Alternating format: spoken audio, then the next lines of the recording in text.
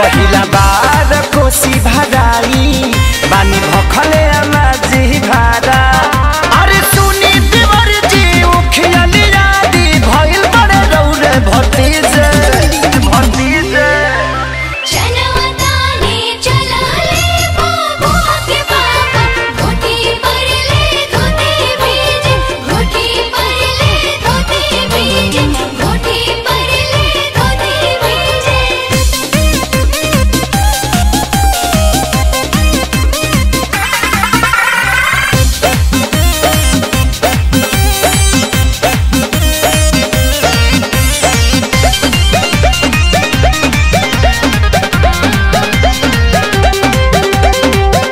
हमारा लकीन ले कुसुम रंग के साड़ी परब में शामिल जब की बड़की मौसी बड़ी। हमारा लकीन ले कुसुम रंग के साड़ी परब में शामिल जब की बड़की मौसी बड़ी।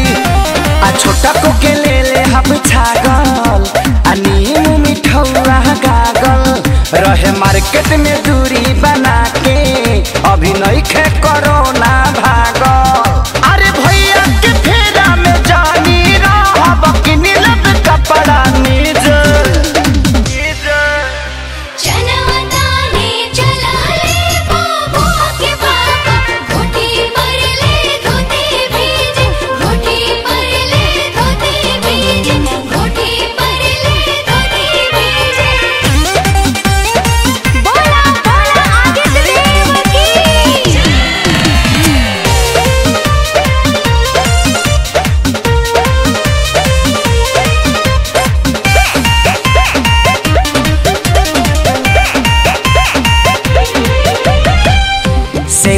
शरीफा मीठा ले ले हब ज्यादा केरा के घवद काटा बाइले हब आधा।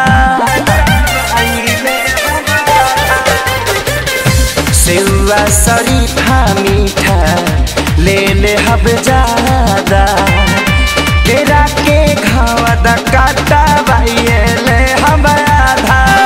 अरे अरग दी है सैया खेसारी ओकर बाद हमर बाबारी आ छठी मैया कृपा करी है उनके महिमा होए भारी।